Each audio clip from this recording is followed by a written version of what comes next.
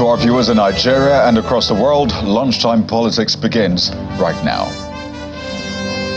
Well, it's final. Supreme Court dismisses Benue State governorship election appeal against Governor Hyacinth Alia as the Apex Court reserves judgment on Ebonyi governorship election. Former Humanitarian Affairs Minister Umar Farouq honors the FCC's invitation after failing to show up last week over what she described as health challenges. But this is coming as President Bola Tinubu orders a probe into the ministry under the current minister, Betta Edu. An FCT minister, Yesam Wike, accuses Governor Fubara of plotting to remove the Speaker of the State Assembly, Martin Zamewule, as he promises to abide by the President's directive.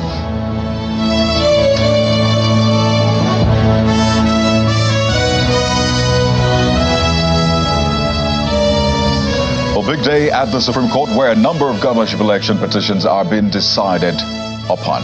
Well, let's begin with that of Benue State, as the Apex Court has dismissed the appeal against Governor Hyacinth Alia following the withdrawal of the appeal by counsel to Mr. Oba Sebastian Hon.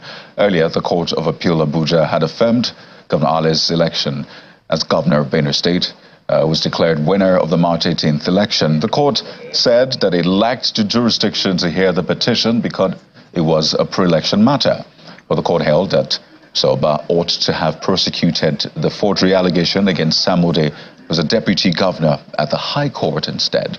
They held that Mr. Oba failed to prove allegations of forgery against Mr. Ode beyond reasonable doubt. But that's not all that was decided upon at the Apex Court, as the court also reserved judgment in the Ebonyi governorship election appeal to a date that will be communicated to parties. Before now, the Court of Appeal Lagos had affirmed the election of Mr. Francis Wufuru as a duly elected governor of the state. In a unanimous decision, the three-member panel led by Justice Jumai Senke dismissed the appeal filed by Mr. Chukwuma Odi of the People's Democratic Party. The panel also resolved all the 5 issues raised against the appellant and dismissed the appeal for lacking in marriage. Justice Sankey held that the PDP and its candidate lacked legal rights to meddle in the internal affairs of the All Progressives Congress, the APC, as it relates to the nomination of the candidates. The panel at the Supreme Court is being led by Justice John Okoro. Away from the courts now, the former Minister of Humanitarian Affairs, Disaster Management and Social Development, Mrs. Umar Farouq, is at the headquarters of the Economic and Financial Crimes Commission, EFCC, to honor the invitation by the anti-graft agency to offer clarifications in respect of some issues which the commission is investigating. At about 10:17 a.m., she put up a post on her official X handle that she had arrived at the EFCC's office to offer clarifications on the investigation. This was also corroborated by her lawyer, Mr. Oladipo Kwesheyi, who accompanied her to the Commission's office in the Jabi area of Abuja. She was expected at the Commission last week, but failed to honor the invitation due to ill health. The former minister had earlier indicated her readiness to honor the Commission's invitation, and she's expected to meet with interrogators over an ongoing probe into the alleged money laundering during her tenure in office through a contractor said to be to the tune of 37 billion naira. Meanwhile, President Bola Tinubu has ordered a thorough probe of the Ministry of Humanitarian Affairs and Poverty Alleviation over allegations of certain payments into a private account. The Minister of Information and National Orientation, Mr. Mohammed Idris, who disclosed this in a statement, acknowledged the uproar over the development, saying that the government is determined to unravel the truth. And the statement reads in part, "The federal government, under the leadership of President Bola Tinubu, is transparent and accountable to the people and committed to ensuring that public funds are allocated and utilized effectively and efficiently to address the needs of Nigerians." Controversy had enveloped the current minister, Dr. Betta Edu's alleged involvement in the approval of this time 585 million naira to be dispersed into a personal account. In a letter allegedly signed by the minister, the Accountant General of the Federation, Oluwatoyin Madeyi, was instructed to transfer the sum to the account of one Oniyelu Bridget as grant for vulnerable persons in 4 states. However, Mrs. Madeyi explained through her office that Our office received a request from the Humanitarian Ministry to make certain payments, but did not act on it. The minister, in her reaction, had said there were plans to tarnish her image, adding that she won't embezzle government funds. The Minister of Information is, however, urging Nigerians to await the outcome of the investigation, which he says will be made public. Well, staying on that matter, human rights lawyer and senior advocate of Nigeria, Mr. Femi Falana, is calling for the resignation of the Minister of Humanitarian Affairs, Dr. Betta Edu, over the alleged payment of funds meant for vulnerable persons into a private account. The senior lawyer, in a statement, also asked the EFCC to investigate the activities of the minister and prosecute those indicted. And according to Mr. Falana, he says there can be no legal justification for what he describes as a criminal diversion of the said sum of 585.18 million naira for disbursement to vulnerable people in Akwa Ibom, Cross River, Lagos, and Ogun State, since the Ministry of Humanitarian Affairs has collated the individual bank accounts of all the vulnerable people. Mr. Falana says the more honorable thing for the minister is to apologize and resign for betraying the confidence reposed in her, rather than describing the fraud allegation as a fabrication by her detractors. Now, we are joined on the program by the Executive Director, Center for Anti-Corruption and Open Leadership, Mr. Debo Adeniro, for more on this conversation. Good afternoon. Thank you for joining us on Lunchtime Politics, Mr. Adeniro. Wow. Okay, looks like we can hear you now. The connection looks much better now. Yeah. So let me just get right into it. It's a big conversation. Nigerians are, of course, following this one. But let me get first your thoughts on the former Humanitarian Affairs Minister, Umar Farouq, who is now at the EFCC headquarters. Speak to us about your perception of the build-up to this time. Thank you. Happy New Year to you. The network is failing, and intermittently I lost your voice. But then I believe that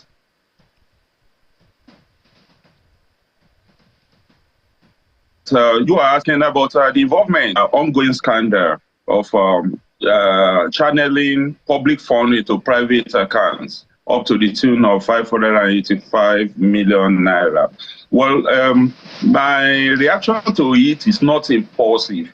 I believe that something must have gone wrong somewhere, and without any iota of doubt, somebody must have initiated the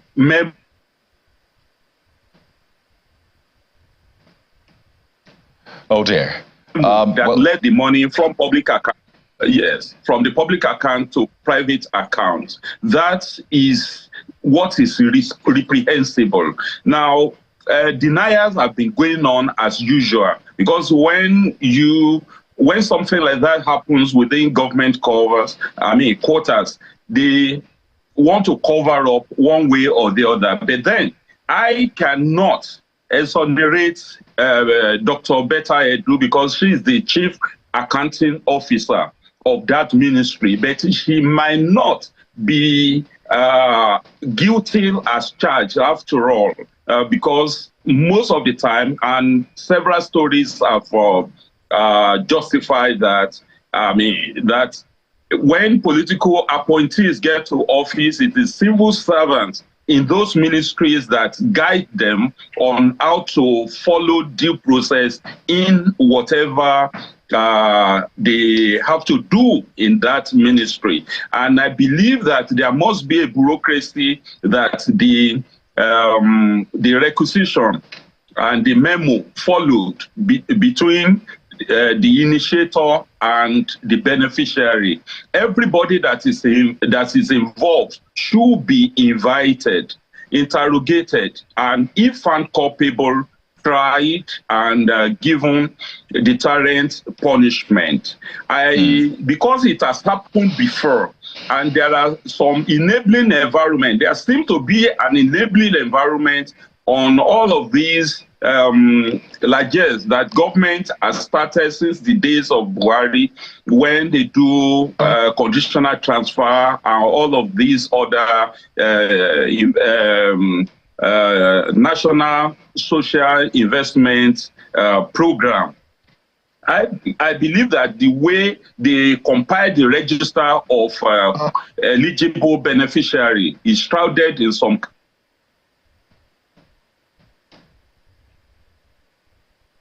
kind of secrecy, information to the public on how to track the money. And I believe that if the ministry or government is more transparent, we will have a lead. Yes.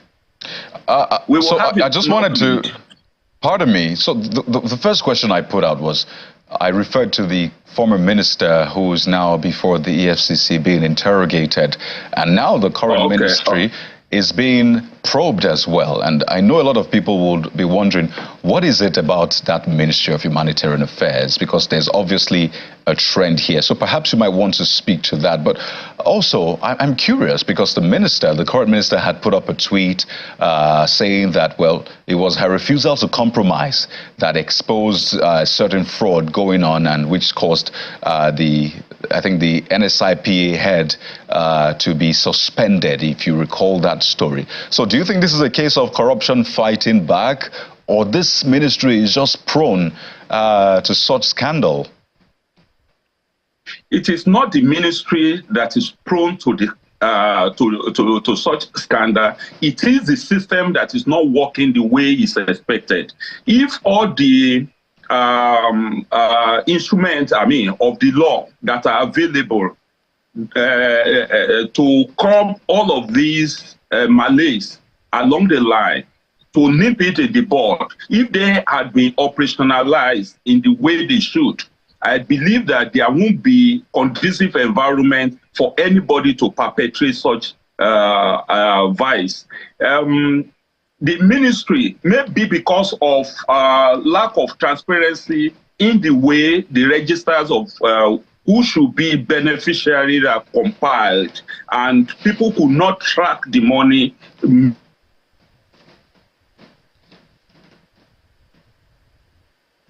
may be recent to private pocket, but then there is a procedure through which money should be requested for and released, and getting it to the final destination.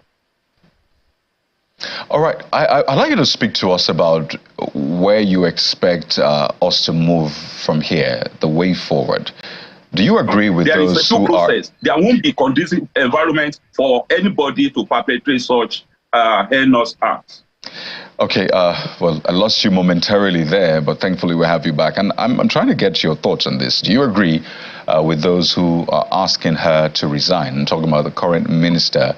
It is important to state that neither her nor the former minister have been found guilty. Investigation is still ongoing.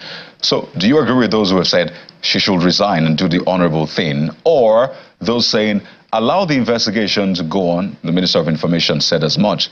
Allow the investigation to take its full course, and whatever outcome we get from that, action can be taken. What is your take on that? I don't want the authorities to take impulsive action on it. They should allow investigation to go.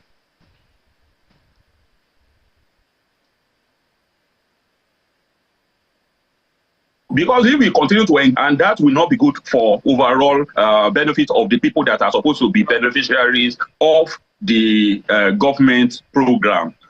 If it is true, because we have to give her the benefit of the doubt, okay? If it is true that she doesn't have an hand in it, then she should be given fair hearing. Then some people must have engineered the release of the money if it has been released. Some people must have raised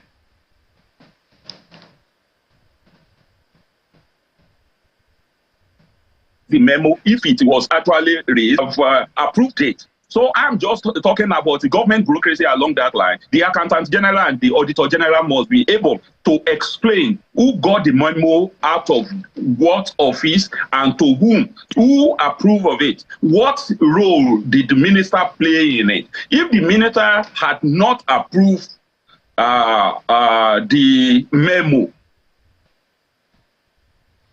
Oh dear, Mr. Debo Adeniro, Then like she should be given our own side of the case, and we should not just say that she should resign because she's not yet found guilty, and there is no evidence yet to indict her properly.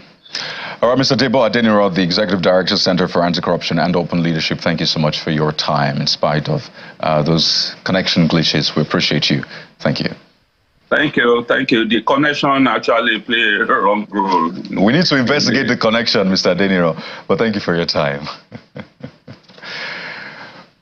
Well, the All Progressives Congress in Yobe State has elected Mustafa as its senatorial candidate for the Yobe East by-election scheduled to hold in February. Well, the primary election, which was conducted in Damaturu by officials from the party's headquarters, was witnessed by INEC officials, Governor Malabuni, among other prominent politicians in the state. Meanwhile, over in Taraba, Ibrahim Male has emerged the winner of the APC primary election for Jalingo, Yoro and Zinc federal constituency ahead of the February by-election.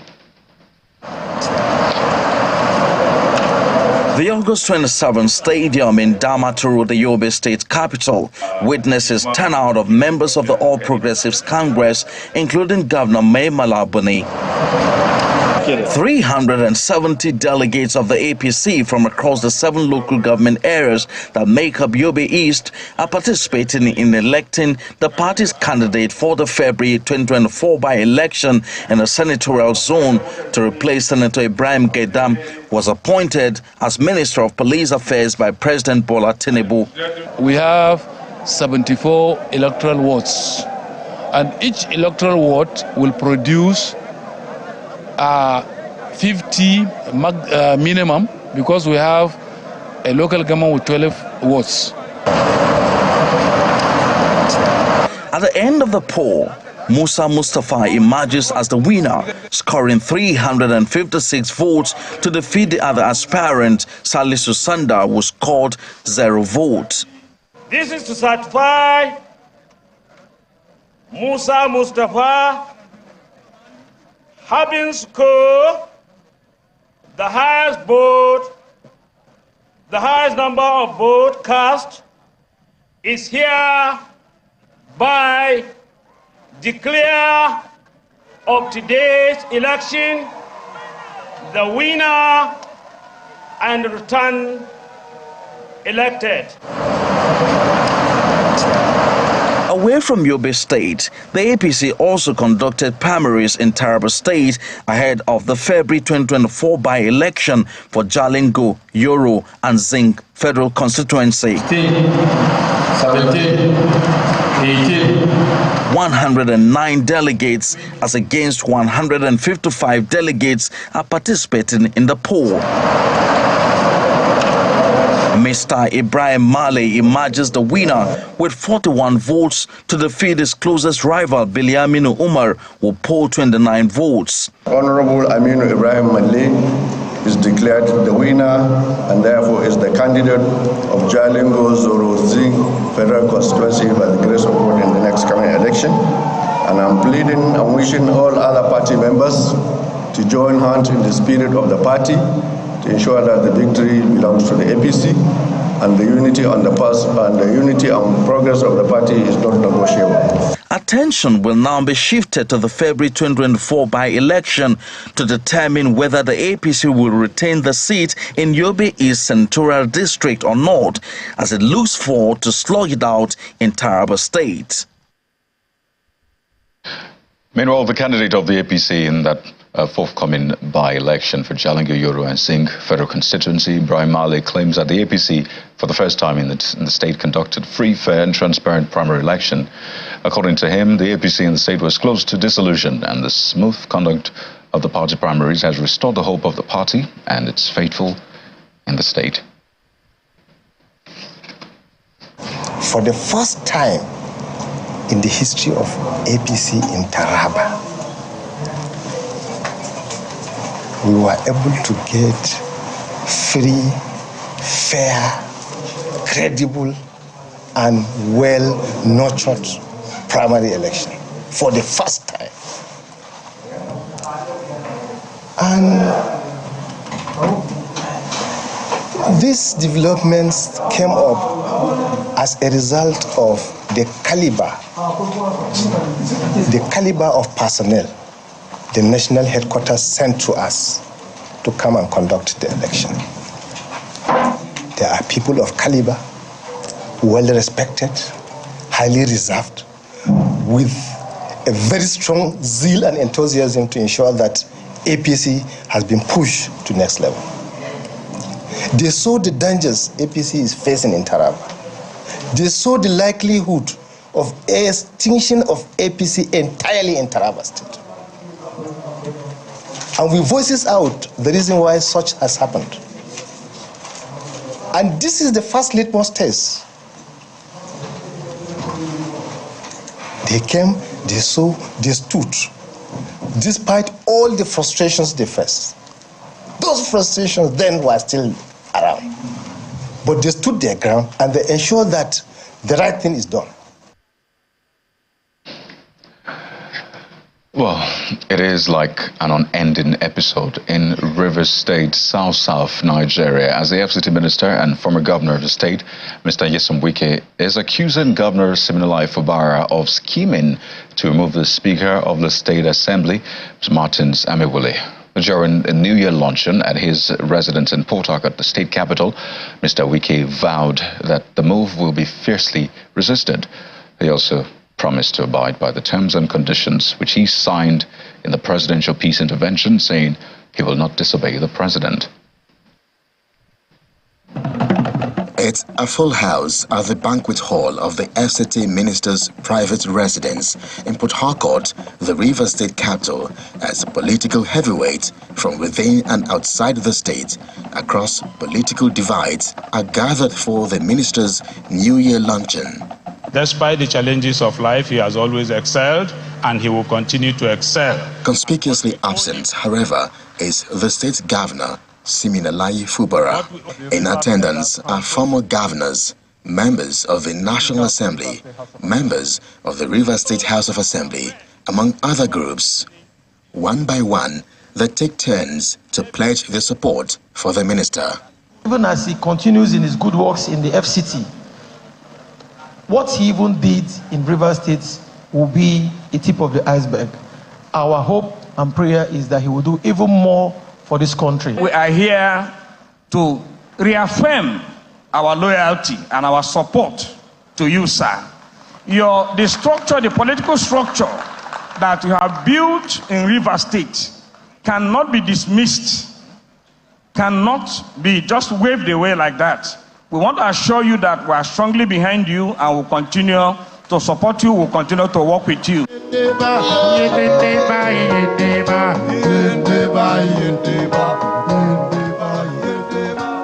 Not left out are members of the G5 governors and the canvas support for the administration of President Bola Tinubu. With all of us supporting the administration, President Bola Tinubu, we shall get to that level in Jesus' name. So I want all of us to support, irrespective of our party affiliation. Let us work, because Nigeria cannot exist when we have no Nigeria.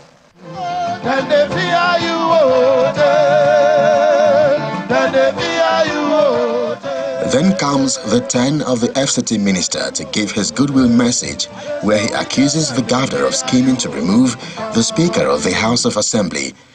He, however, commits to abiding by the peace agreement drawn up by Mr. President. Why this matter got to this level? When people go and plot to the removal of Speaker, and you think we'll fold our hands, you remove Speaker, we'll start with you first. Who will start with you first? You want to humiliate trouble about people? You want to humiliate us to remove Speaker? Now so, after the fight, now, you go take a first.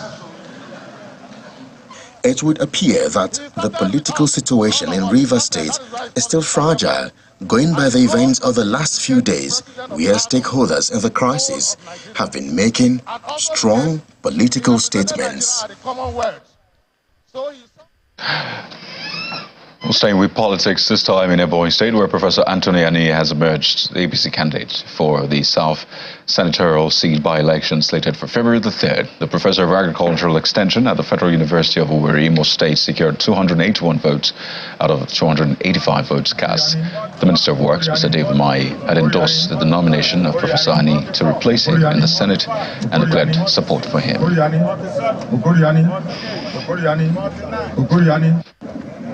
After serious accreditation, voting and counting, numbers of accredited votes or voters is 285. Number of total vote cast 285. Number of voided votes 4. Number of valid votes 281. Out of this number of valid votes, we have Professor Okore Ani. I hereby declare Professor Okore Ani as the senatorial candidate for this zone.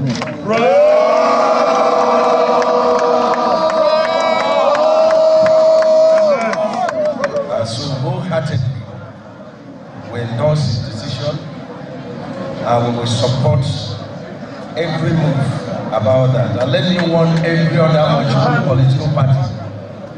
Ebonyi State is totally APC. Well, staying in the state, following the recent passage of the Southeast Development Commission bill by the House of Representatives, the Senate is promising to work closely with lower chamber to ensure that the bill is passed to law to foster peace and prosperity in the Southeast and Nigeria. The Deputy Senate President, Farouq disclosed this during a Thanksgiving service at St. Michael's Parish in Sheke in Ebonyi, local government area of the state, in honor of the Deputy Chief Whip of the Senate, Senator Peter Umar. Senator Jibrin, who represented the Senate President, says that President Bola Tinubu has confidence in the economic development of the region.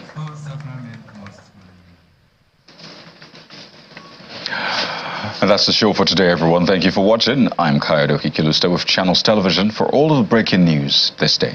Goodbye.